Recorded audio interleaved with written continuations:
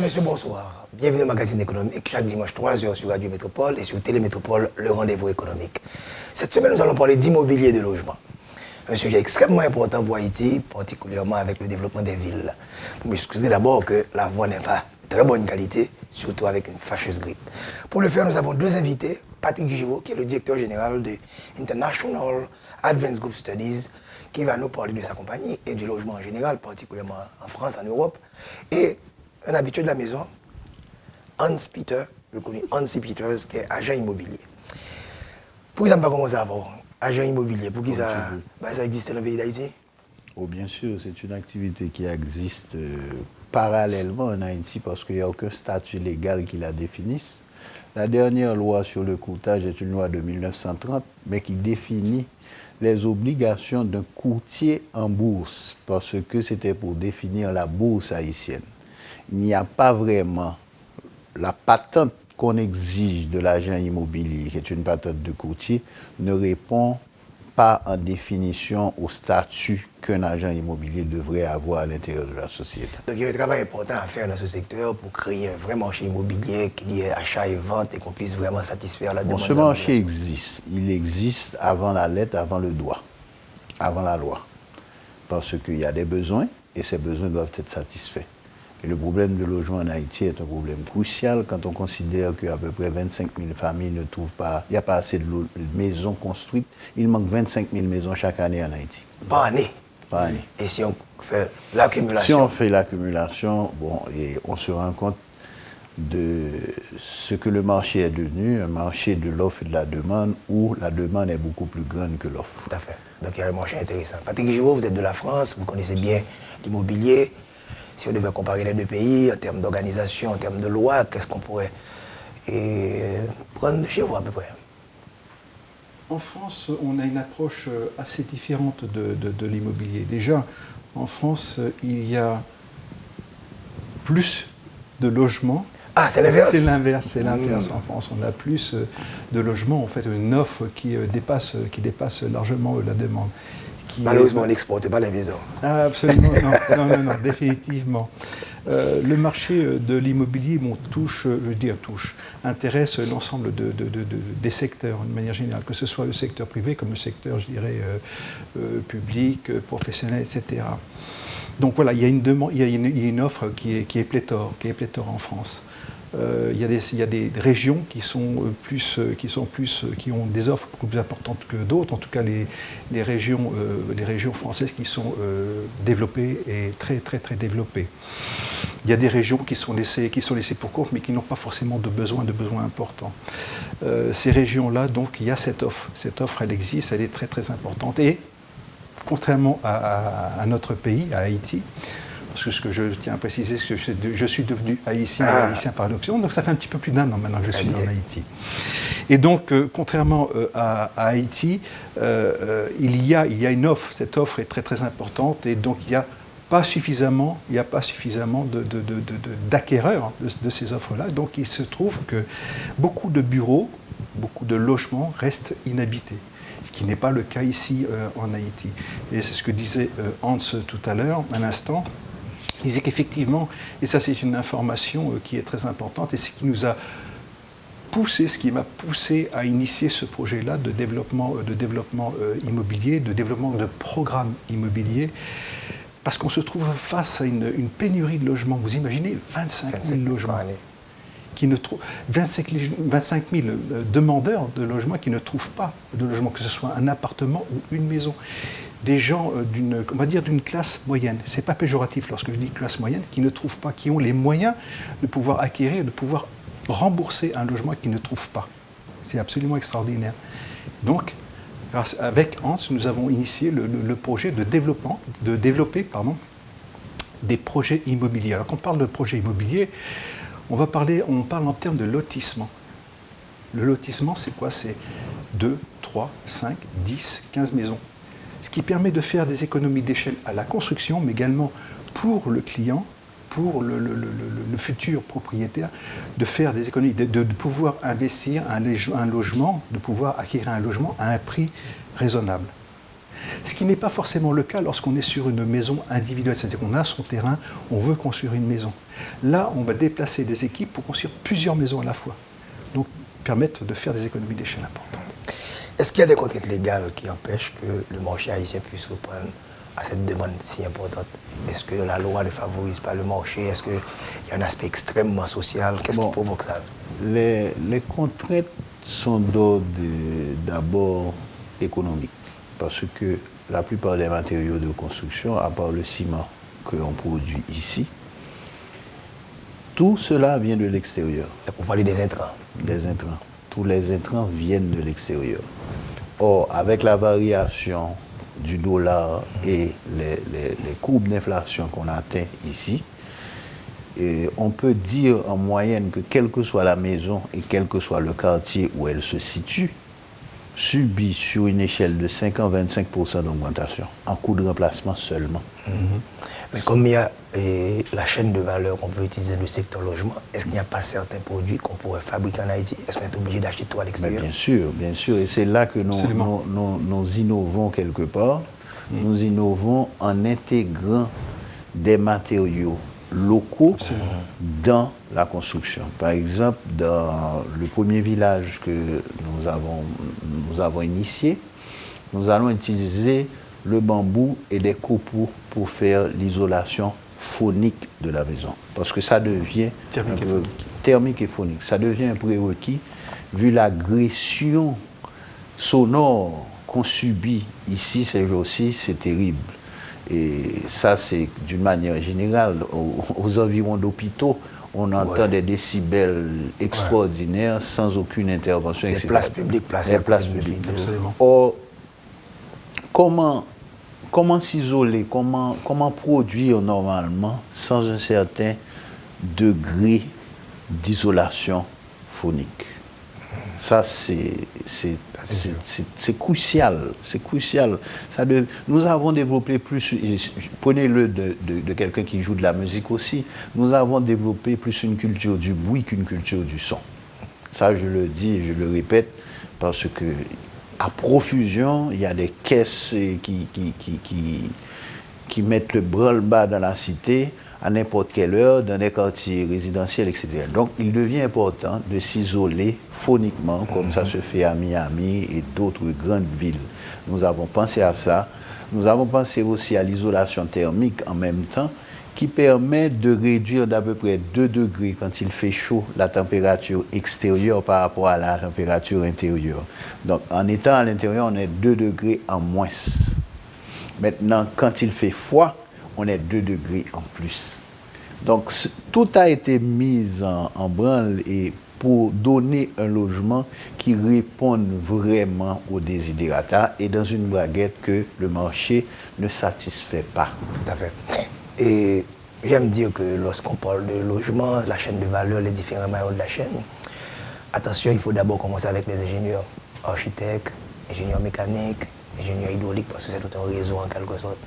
Absolument. Viendront par la suite ce qu'on appelle les financiers et autres. Absolument. Comment influencer ce secteur, le génie urbain par exemple au niveau de l'influencer, c'est déjà au travers d'un métier que nous avons créé, un métier qui existe en France depuis très longtemps et que quelque part, lorsque je suis arrivé ici, en parlant avec Hans, que j'ai presque inventé, le métier de promoteur immobilier.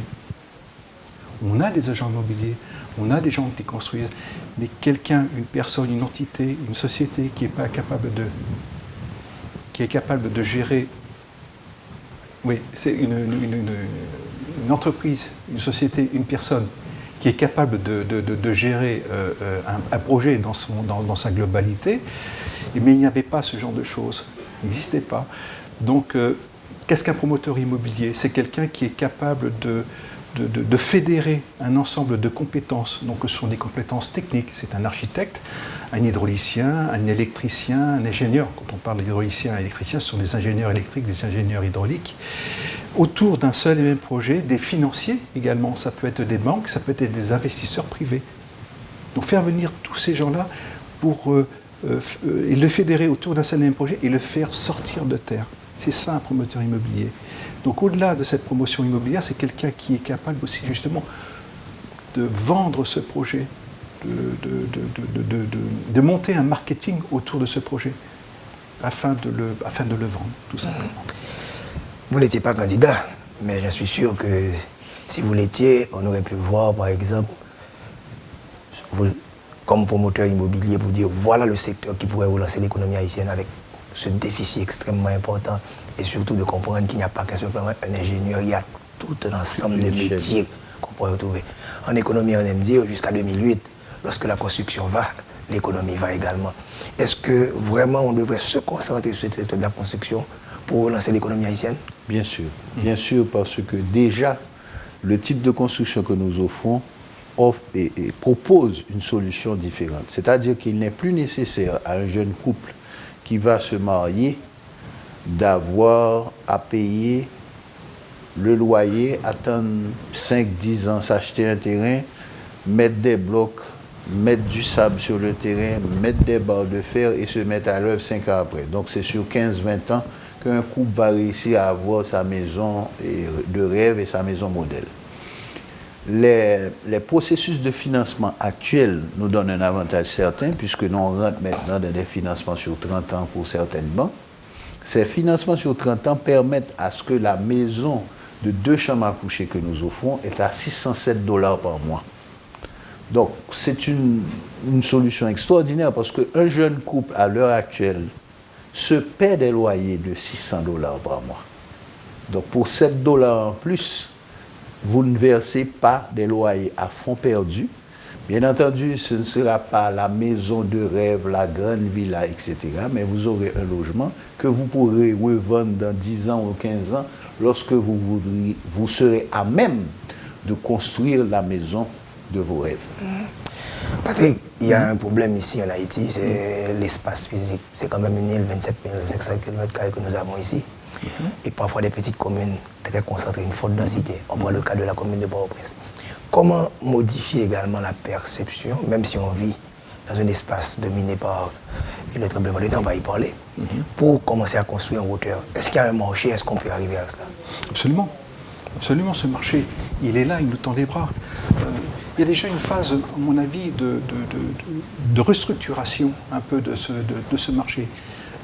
Comment dire, restructuration. Dans la construction et dans ce que vous vivez, moi ce que je vis depuis maintenant 1 an, un petit peu plus d'1 an, et ce que vous vivez depuis longtemps et au quotidien, c'est qu'il y a une anarchie dans les constructions. Je pense qu'il y a à organiser ces constructions. Il y a peut-être à, comment dire, nettoyer. Quand on dit nettoyer, c'est dire aplanir certaines choses de manière à repartir sur de bonnes bases dans la construction. Cette anarchie, elle est omniprésente. Des constructions dans tous les sens, etc. Moi, je crois qu'à ce niveau-là, il y a un gros travail à faire de manière à planir cette situation et structurer un marché de l'immobilier qui correspondent à ce marché, à cette nouvelle manière de voir les choses. Donc c'est quelque chose qui peut être fait avec le gouvernement. Bon, et ça passe par une envie, une direction que peut donner le gouvernement sur le fait d'aplanir cette situation-là. D'accord. On aura défini peut-être le rôle des gouvernements locaux également, les municipalités qui doivent jouer un rôle extrêmement important. Absolument. Vous suivez le magazine économique sur Radio Métropole et sur Télémétropole, le rendez-vous économique. On prend la pause, on se retrouve dans quelques instants. T'aimes raconter nous histoire qui a la banque pour changer l'argent papier en pièces monnaie. Bonjour messieurs. Bonjour. T'as aimé changer l'argent ça yo en pièces monnaie s'il vous plaît. Désolé madame, pas de monnaie. Hein? Mes amis à toi, à qui sa banque ça utile même. Li pas jamais gen monnaie, ça fait me songer problème te gen ak yon client. Client, m'pa gen monnaie de goud et demi, prend ti surette pour passer dans bouche là. Chéri amour, c'est pas l'argent, mais monnaie en pièces c'est l'argent. C'est pas bon petit monnaie non. Comment on va compléter comme camionnette là? Moi pas décourager non. Moi t'ai passé dans l'autre banque. Bonjour. Bonjour, c'est monnaie en pièces ou besoin? Mais banque qui fait travail li. M'a tout quitté l'autre banque qui pas bon service là. Merci Merci en pile. Inquiète-toi, belle madame. Nous là pour nous servir. Toujours marcher avec pièce monnaie. Comme ça, ou a toujours payer ça ou gen pour payer sans ouete ni mette. Banque centrale gen monnaie 5 kob, 20 kob, 50 kob, goud ak 5 goud. Monnaie banque pour la ba ou monnaie. C'est droit ou et c'est des voiles pour le servir. Pas pran priya nan men aucune banque parce que banque centrale bay toute banque monnaie.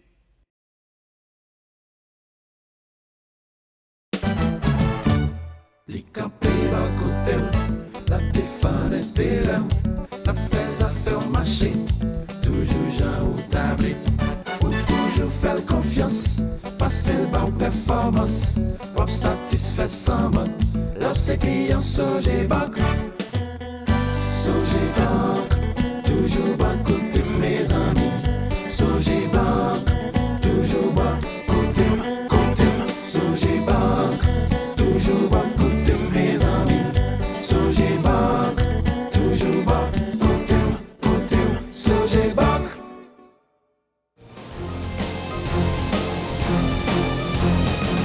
Vous suivez le magazine économique sur Radio Métropole chaque dimanche à 3h et sur Télémétropole, le rendez-vous économique. Encore une fois, mes excuses pour cette grippe qui m'a dérangé considérablement. Mais fort heureusement, j'ai deux invités qui ont une voix bien claire. Si on parlait de marché immobilier, d'agent immobilier, la compagnie, et qu'est-ce qui vous a poussé à y aller et quel marché, qu'est-ce qu'il y a en quelque sorte qui pourrait intéresser les gens de votre compagnie? Je dois vous avouer que mon rêve, mon plus grand rêve a été de faire du développement. Donc quand cette proposition m'a été faite, j'ai tout de suite, sans hésiter, rejoint le groupe parce que je connaissais personnellement certaines personnes à l'intérieur de la société mère et je savais que c'était du sérieux, c'était pas des balivernes. Donc la compagnie fonctionne pour le moment en Haïti? Oui, elle fonctionne. En place, physiquement, et vous avez des activités? Absolument. Nous sommes tout près de vous, à Delma 80. Ok. Et vous avez des clients et déjà, Absolument. vous avez fait un lancement récemment. Dites-moi un petit peu ce que c'est passé. Clients, ce que nous avons, par exemple, on travaille avec une ONG qui s'appelle Achero. Et nous avons également un gros client qui s'appelle FDI, Fonds de développement industriel. Donc ils sont des grosses compagnies et qui, là, nous sommes en train de finaliser un gros bâtiment. Nous agissons en tant que superviseur sur ce bâtiment. Et donc nous travaillons avec une société pour la partie construction. Donc il y a une partie technique, les ingénieurs, le Voilà, contact, donc la partie, nous occupons de toute la partie ingénierie, c'est-à-dire le développement du bâtiment, ce sont des architectes, quelques architectes avec lesquels je travaille dans la compagnie qui ont développé ce bâtiment. Et la partie supervision, nous avons un superviseur qui est là pour gérer le bon déroulement de la fabrication en tout cas de l'élaboration de ce bâtiment. On parlait tantôt de classe moyenne, mais le marché est assez large, il y a différents segments en quelque sorte. Est-ce que vous ciblez un groupe bien spécifique ou encore vous êtes... Nous ciblons une braguette qui va... Nous offrons des produits, pour le moment, qui vont de 130 à 180 000 $. Une maison à 130 000 $, avec les dépôts requis de 30%, comme je te disais tout à l'heure, la personne va payer 607 $ le mois si elle finance sur 30 ans. Okay. Un peu plus si c'est sur 20 ans, dépendant de la banque, il peut y avoir des obligations de 800 $. Et vous travaillez avec les banques aussi? Oui, Absolument. On est dans les affaires, on ne fait pas d'émotions. On est dans les affaires, mais on se situe aussi dans un engagement clair de changer une réalité qui ne peut plus rester telle qu'elle est. Il n'est pas possible qu'un individu qui passe 8 heures de temps ou plus à travailler dans un bureau, qui gagne son argent honnêtement, se retrouve à attendre 15-20 ans avant d'avoir sa maison. Ça ne se fait plus. Nulle part, ça ne se fait plus.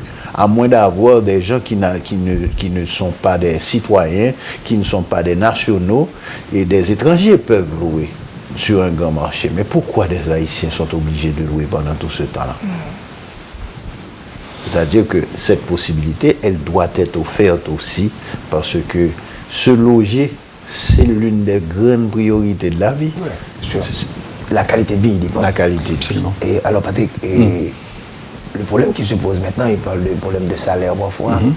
Est-ce que vous avez, j'aime bien le terme promoteur, est-ce que le promoteur ne pourrait pas essayer de mobiliser des gens qui ont des terrains pour leur dire attention, on peut utiliser ce terrain pour faire beaucoup plus? Absolument, absolument. C'est d'ailleurs, on est ouvert. C'est d'ailleurs notre approche. Au départ, lorsqu'on a développé nos projets immobiliers, nous étions sur des lotissements. Et vous avez bien compris, c'est ce que j'ai dit tout à l'heure, c'est permettre de faire des économies d'échelle et de proposer un produit raisonnable et un prix raisonnable. On était aux alentours de 130 à 180 000 $. C'est un prix raisonnable. Donc voilà. Donc je pense que là, nous répondons à ce marché. Maintenant, c'est l'immobilier résidentiel, mais qu'est-ce que vous faites sur l'immobilier, par exemple, pour des bureaux? Il y a une demande très forte également. Il y a une demande effectivement forte au niveau du commercial, mais elle n'est pas assez constante. Elle n'est pas assez constante. Le marché du résidentiel est beaucoup plus constant que le marché du commercial. Pour le moment, vous vous concentrez sur le résidentiel? Nous nous concentrons sur le résidentiel avec des développements en maison. Et nous allons attaquer 2 autres projets, et l'un d'appartements dans la zone de Turgeau. Nous allons attaquer aussi la périphérie de Pétionville. Donc nous sommes sur plusieurs paliers à la fois à étudier et à donner une maison qui convienne aux Haïtiens. En réalité, l'une des choses que Patrick a exigé au niveau de la construction, c'était, et c'est une idée ingénieuse et superbe, puisque les problèmes sont là, nous avons des problèmes d'énergie. La maison en question peut être totalement indépendante de l'EDH. Elle va avoir son propre système solaire. Toutes nos maisons auront leur propre système solaire. D'accord? Qui va réduire considérablement. Qui va réduire considérablement, soit un affranchissement total ou un affranchissement partiel. Je dis total, si la personne achète des appareils sanitaires qui consomment moins d'énergie, c'est possible. Si elle ne le fait pas, donc ce sera un mix, un peu EDH et un peu solaire. Mais avec des appareils sanitaires à faible consommation et à faible tirage au niveau ampérage, on peut être totalement affranchi de l'EDH. Ce sont des maisons dans un concept écologique. Je crois comprendre également que vous réfléchissez sérieusement sur l'aspect sismique, l'aspect tremblement de terre. Qu'est-ce que vous apportez? Alors ce que l'on apporte, c'est on a un appareil, en tout cas une technologie qui permet de vérifier le niveau de parasismicité d'une maison. Donc c'est un scanner. Et même d'une maison déjà construite? Absolument. Ah bon? Absolument. Une maison construite, on peut le faire dans votre studio. On passe un scanner sur des endroits sensibles, comme des piliers que l'on peut trouver ici, ou éventuellement sur certains murs porteurs. Et à partir de là, c'est une forme de radiographie. C'est un système de résonance magnétique. Et au travers de cette photographie, on voit le ferraillage qu'il y a à l'intérieur du mur. Et on récupère l'ensemble de ces données, on les analyse, et au regard de cette analyse, on est capable de dire si le mur, si la maison dans sa globalité est parasismique. En tout cas, peut résister à une secousse. En tout cas, peut-être aujourd'hui à une deuxième secousse parasismique. Si cette maison doit être corrigée, en tout cas la structure doit être corrigée, on est capable de donner un conseil, c'est-à-dire renforcer tout ou partie de la maison. Quand on parle de renforcement de la maison, c'est au niveau de la structure métallique, c'est par exemple sur un poteau. On fait sur un poteau qui a déjà un renforcement métallique, on va faire par-dessus un chemisage. Alors c'est quoi un chemisage? C'est une structure métallique qu'on vient rajouter tout autour du poteau et qu'on vient recouvrir de béton. Et pour obtenir justement ce degré de parasismicité. Ça se passe également de la même manière sur un mur. Logiquement, vous auriez dû avoir un partenariat solide avec les mairies, là, parce que dans les villes, particulièrement une ville comme Cap-Haïtien qui est menacée par un tremblement de terre. Absolument. La faille de la Sierra Maestra. La faille de la Sierra Maestra qui traverse tout le nord et va jusqu'à Savannah en République dominicaine. Effectivement, il est de notre responsabilité à chacun de faire tout ce que nous devons faire. Nous-mêmes, personnellement, nous prenons des initiatives. Nous avons investi dans des équipements nous permettant de faire ces évaluations-là. Nous attendons les responsables d'État, comme les institutions aussi. Parce que lorsque une banque accorde un prêt à un individu, l'individu donne généralement une garantie qui est une garantie immobilière. Ce n'est pas un terrain, c'est une maison. Donne une maison. Mais si cette maison disparaît demain matin, effectivement, il y a l'assurance que la banque s'est donnée sur cette maison. Mais lorsque vous prenez le cas où, par exemple, des compagnies d'assurance ont dû débourser près de 90 millions de dollars pour dédommager des gens, soit des particuliers, soit des banques, le temps de décaissement de ces 90 millions de dollars, ce n'est pas un jour, ce n'est pas 2 jours, c'est parfois 3 mois, c'est parfois 1 an. Donc le trou que ça crée dans une trésorerie, mes amis, quand vous avez un trou de 90 millions de dollars dans une économie qui aurait pu emprunter et donner de l'argent, prêter de l'argent à quelqu'un et investir dans tel domaine, ça crée un problème. C'est sûr. Donc, au fait, nous venons en soutien d'une réalité qui est que Haïti est une terre sismique. Donc, il faut prendre les mesures qu'il faut. Par exemple, au niveau des hôpitaux, au niveau des écoles, ce serait la chose à faire. Ouais.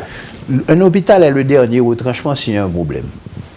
Bon, si l'hôpital n'est pas parasismique, qu'est-ce qui se passe? Alors vous me dites que des gens qui ont déjà subi le traumatisme de tremblement de terre, il y a une réplique qui arrive et puis ils emportent cet hôpital et tuent les rescapés éventuels, hypothétiques. D'accord?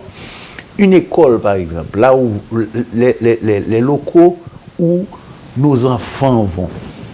Nos enfants, c'est tout le moteur, c'est le carburant de tout ce que nous faisons dans notre vie, c'est pour nos enfants, pour leur laisser un meilleur futur. Il faudrait que les écoles soient inspectées pour qu'on dise si elles sont parasismiques ou pas. Il faudrait que des gens se donnent dans cette œuvre-là pour sauver, pour prévenir, pour sauver des vies. Est-ce que nous avons étatiquement les moyens de ça? Je ne sais pas. Par contre, je sais que c'est une obligation, parce que lorsque des vies disparaissent, ou bien qu'une économie se retrouve en perte de 300 000 logements, pour un minimum de 3 milliards ou de 30 milliards de dollars, je m'excuse, ça représente un coût énorme dans une économie, parce que ce sont des garanties aussi qui disparaissent. Donc quelqu'un qui aurait voulu faire un business et qui a sa maison qui a été détruite à Musso, à Bourdon ou bien n'importe où, se retrouve sans outils économiques pour créer des richesses. On aime dire que l'État est chargé de protéger les vies et les biens. Oui. Donc ça, il faut vraiment que on prenne des mesures là-dessus. En France, dans votre pays, on sait bien l'importance de l'impôt locatif, de taxes sur les propriétés non bâties. Quelle page qu'on pourrait emprunter de chez vous pour faire comprendre que pour les finances publiques locales, ça joue un rôle fondamental. Et ça va donner une valeur à votre maison également, le fait qu'il y ait un service, qu'il y ait un assainissement, tout ça. Absolument.